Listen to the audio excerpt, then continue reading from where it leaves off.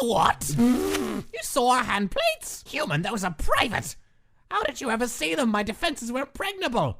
How did you do such a thing?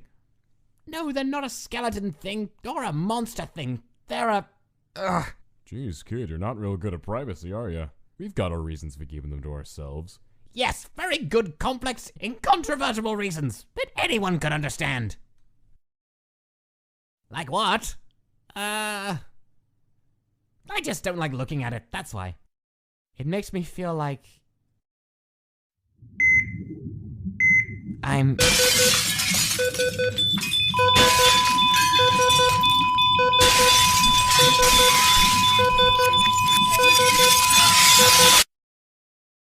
forgetting something. Is something important? Meh, some things are better off forgotten.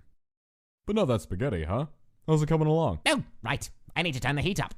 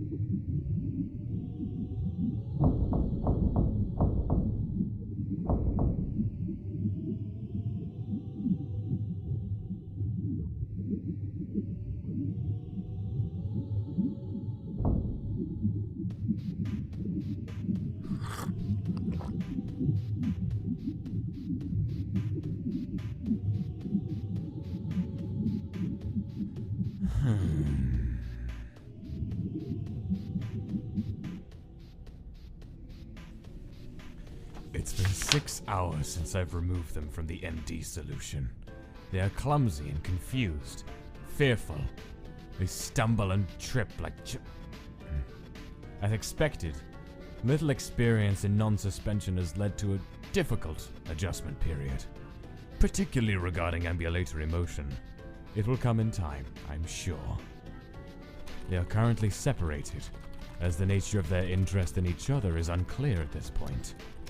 I will investigate this more carefully at a later date, after they've mastered movement. They do not appear to understand me or be capable of speech. They may not be truly sentient. It'll be easier if they are not. It does not matter either way. The line was crossed long ago. There is no turning back now. What's going on? What is all this screaming? Oh, for God's sake. Limb detachment for a skeleton is completely normal and entirely painless. There is absolutely no call for carrying on like this. But you can't understand me anyway. Why am I even bothering talking to you? I need to bring the arm close enough to reattach it. Stay still! I am not in the mood for this. Stay still! Stay still! Once close enough and with proper will, the arm reattaches. No pain. No fuss. Completely unremarkable and entirely undeserving of such attention-seeking behavior. What a waste of my time. At least the other one's been quiet so far. The taller one is needier than I'd like. I still need to take steps to prevent attachment. 7 hours since removal. The smaller one is awake. I'm surprised that he's survived at all, given his frailty, and that he's woken up again so quickly. He may be hardier than I initially thought, which is promising. I went to observe him in person. A transcript of my notes follows. I am keeping my distance at first. He is poking and prodding at the walls and the floor, though he does not come near the force field. Maybe he senses the aura it gives off. I get the impression he is trying to find a way out. Perhaps he wants to go back to the suspension. He has yet to make any sound. It's preferable to the other one's constant whining and crying. He may not be capable of it, or he may just be too focused on his exploration. I've come closer, and he's caught sight of me. He's wary and suspicious, though still silent. Obviously, he sees me as a potential threat, so he's more perceptive than the other one, at least. I've taken another step closer. His eyes flared a deep purple color, interlaced with blue, and he backed up against the wall. Another step closer, his eyes are growing brighter. I can sense magic gathering within his soul. But he's too new to know how to make it manifest into an attack. If he could open his mouth, I'm sure he'd snap at me. You can't use magic to defend yourself yet, as much as you try. I wonder what you'll do if I keep approaching. Closer still.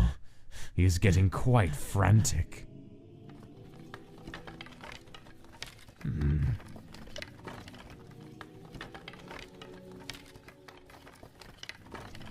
He's rattling his bones at me.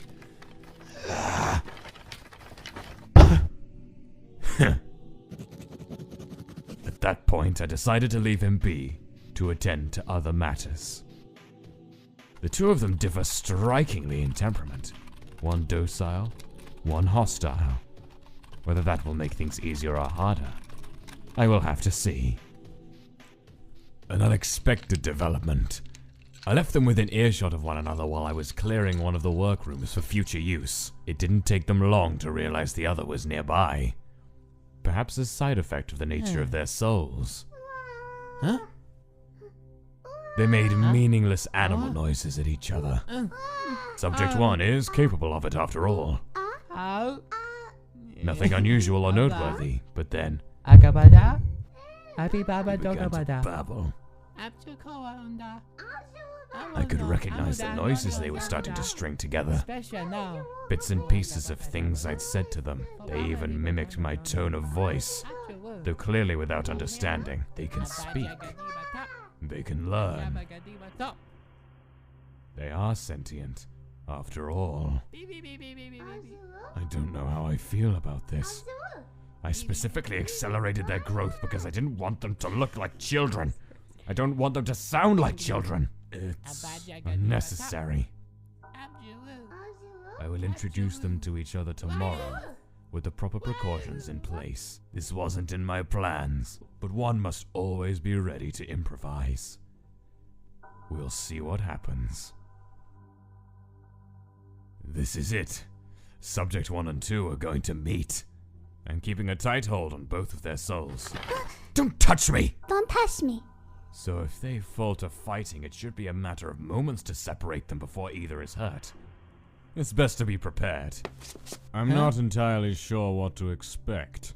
They've seen each other. They seem at a loss for what to do. Subject 1 seems wary.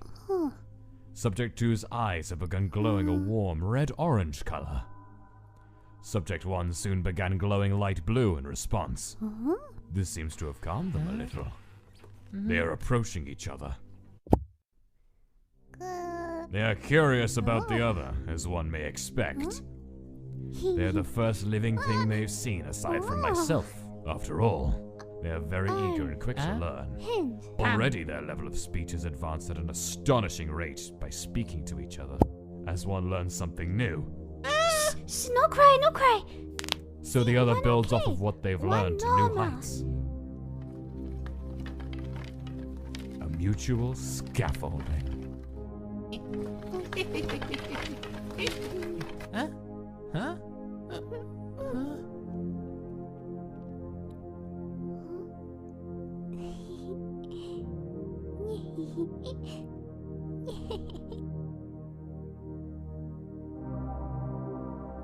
And they are getting very attached to each other, very quickly.